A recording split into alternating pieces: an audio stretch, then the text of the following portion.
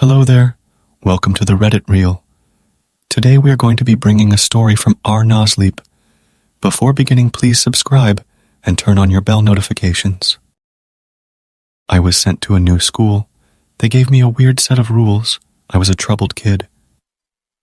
I used to steal, lie to my parents and teachers, party, get into fights with the kids at my old school, and even drink and do drugs with my friends after school. I ended up in juvie once because we got caught stealing, and the cops showed up. When I called my parents, I made up excuses, promising I would never do it again. My parents were yelling over the phone, and I couldn't blame them. My mom insisted she shouldn't bail me out, emphasizing that this was the consequence of my actions. On the other hand, my dad believed I shouldn't be locked behind bars at my age and that I deserved another chance. Despite my dad bailing me out, I continued stealing, and he knew, but he kept it from my mom to spare her from disappointment. Eventually, my parents had enough and enrolled me in a school for troubled kids, hoping it would fix me. One day, I walked into my room to find all my belongings packed in suitcases. My room was stripped bare, except for the suitcases and my bed. From downstairs, I heard my mom yell, "The bus should be here soon." It turned out that I was headed to a place resembling a military camp. I started feeling anxious, sensing that something was amiss. As I brought my suitcases downstairs, I laid eyes on the bus. There was something off about it, a peculiar atmosphere that I couldn't quite place. Maybe it was the bus's design, a strange blend of prison and military aesthetics. Suddenly, a tall, imposing man appeared. He stood around 6'4" with an intimidating presence. He introduced himself as the school's principal, emphasizing how the institution would fix me. I began to wonder about the meaning of fix, sensing that there was more to it. An eerie feeling crept over me, a gut feeling that something was wrong, though fear kept me from voicing it. His gaze fixed on me, and the principal's eyes widened, registering something amiss. It was as if he wasn't entirely human, resembling one of those lifelike robots that mimic humans. I couldn't decide if it was him, or if my mind was playing tricks. "Are you ready?" he asked, but I remained silent. I stowed my suitcases under the bus, tucked away in a storage unit, and boarded. My parents professed their love, and although I met their gaze briefly, I turned away, grappling with conflicting emotions. How could they love me while sending me away? I settled into a seat on the nearly empty bus. With a vacant seat found, I sat down and, exhausted by the journey, eventually dozed off. Later, I awoke in a dorm room. It was a small space, akin to a typical college dormitory, yet I was alone. Panic surged through me as I wondered how I got there. I had been on the bus moments ago. The unsettling feeling of danger gnawed at me, but I managed to steady myself. A note on the door caught my eye as I stood up. It read, "We're sorry if you were startled upon waking up. We tried to wake you, but you remained asleep, so we moved you to your dormitory." Reading the note, a strange sensation gripped me. Flipping it over, I saw a chilling message at the top of the page. "To prevent loss of life or injury, please read the following rules we have provided for you. 1. Dorm curfew. All students must be in their dorms by 9 p.m. Any student found outside past 9 p.m. will be apprehended by the inspectors. 2. Inspection readiness. All students are required to be prepared for inspections by 6 a.m. 3. Tardiness policy. Tardiness will not be tolerated. If a student is found outside after the bell rings, inspectors will escort them.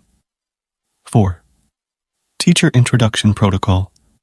When asked by a teacher to introduce yourself, Close your eyes and state your name. Do not utter anything else or open your eyes under any circumstances. 5. Lockdown. Procedure. If a lockdown bell rings during class, 3 short bells followed by 1 long bell, exit your class immediately. Close your eyes and keep them shut until you are in the hallway. Quickly locate a lockable room with no windows, turn off the lights, and secure the doors. We recommend occupying the chair near the door in case this occurs. Politely ask the person sitting there to relocate if required. Avoid being rude. 6. Silent period. From 12:30 p.m. to 2 p.m., refrain from speaking and making eye contact with others. Stay within your classroom. Even if asked to introduce yourself during this time, do not do so. Between 12:30 p.m. and 2 p.m., do not utter a word or make eye contact with classmates or teachers. Be cautious if your teacher instructs everyone to leave the classroom. It might be a deception. Once 2 o'clock arrives, you may resume your day as usual. 7. Hide and seek. If a little girl in the hallways invites you to play hide and seek, always accept. Hide and silently count to 60. No attendance or tardy record will be taken. Quickly locate a lockable room with no windows, turn off the lights, and secure the doors. Like in Rule 5. Wait for 30 minutes. After the designated time, the principal will find you, informing you that you're running late. Explain that you got lost and wish to avoid tardiness. He will accompany you. 8. Encounter with an inspector. If you hear a loud noise followed by an inspector appearing in front of you, avoid direct eye contact. Keep your gaze lowered and walk ahead. The inspector might pose questions. You have the choice to answer, but we advise against it. Politely say, "I'm going to be late. Thank you for your time," and they should vanish. 9. Forbidden areas.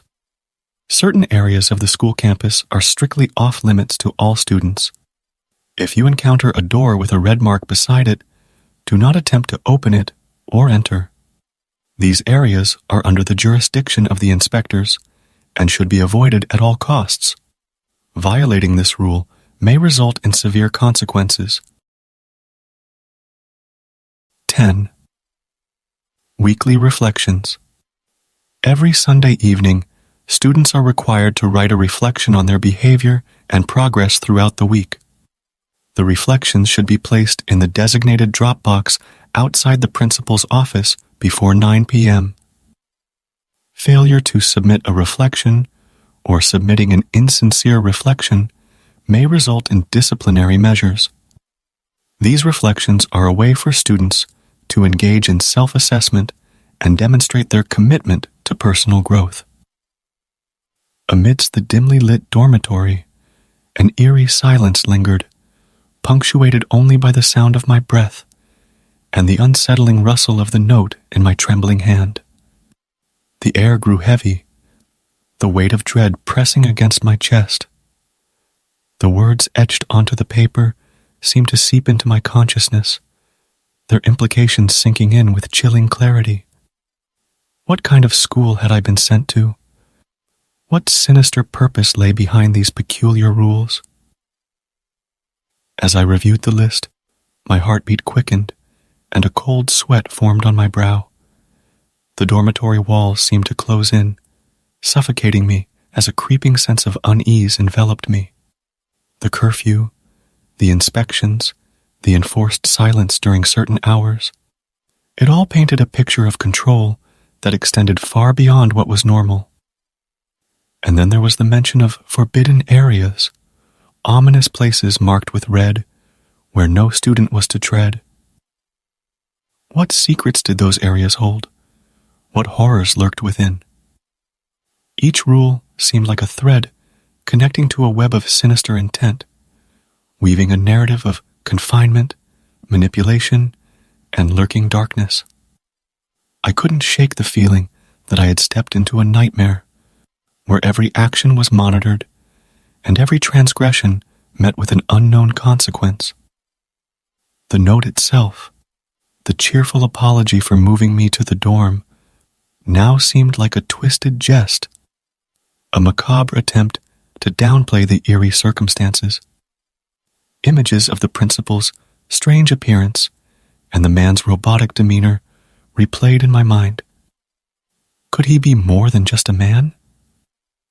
Was he a puppeteer in this twisted play, orchestrating the lives of those who found themselves ensnared in this institution? And what of the other students?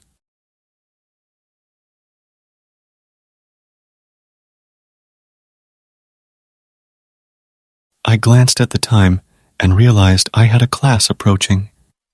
Slipping the set of rules into my pocket, I grabbed my backpack and hurried to my first class. The room was empty as I entered, so I chose a seat next to the door. A few minutes later, the bell chimed, and students flooded in all at once. They resembled the principal. Something about them seemed off, almost unnatural. A chill ran down my spine as I sensed the imminent danger. The teacher walked in and requested introductions. Recalling the rules, I closed my eyes, stated my name, and kept my eyes tightly shut, then took my seat. The teacher's words became a distant murmur as I tuned out, my thoughts consumed by the unsettling atmosphere. When the bell rang, I hastily left the class. Keeping my head down to avoid eye contact with the other students who seemed far from human, I pondered how to escape this eerie school. Suddenly, the lights flickered, followed by an ear-splitting noise. Darkness enveloped me, and as the lights returned, I found myself facing the inspector mentioned in the rules. It was unlike anything from our world, an otherworldly presence. The fear that I thought was baseless had taken a concrete form. Paralyzed, I heard a raspy voice inquire, "Where are you going?" Panic gripped me as the inspector's anger intensified. "Where are you going?" its voice bellowed. Fumbling, I managed to utter, "I'm going to be late. Thank you for your time." The lights went out and back on, heart pounding, yet everything continued as if nothing had transpired.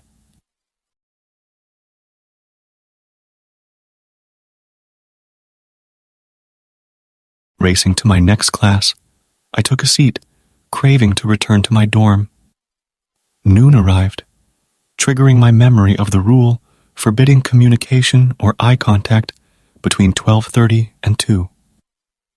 The atmosphere changed, chilling my surroundings. It felt as if all eyes were on me, and fear rooted me in place.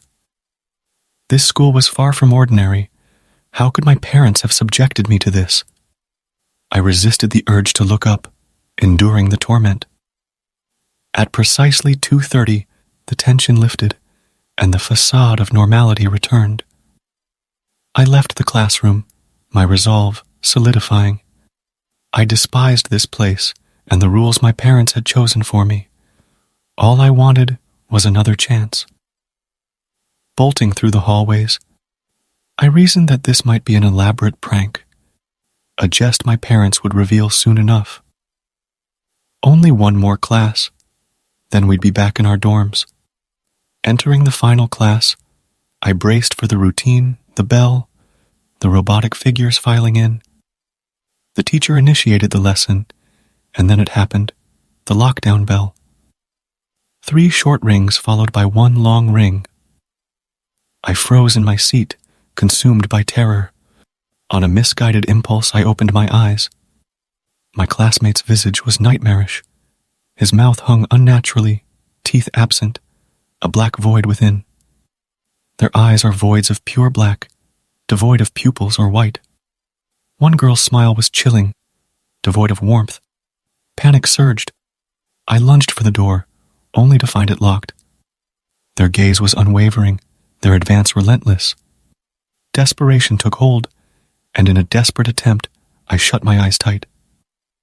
As I reopened them, they drew closer, unyielding. An entity approached, and then darkness enveloped me. "You should have followed the rules," it whispered. "Fear not, you'll be fixed."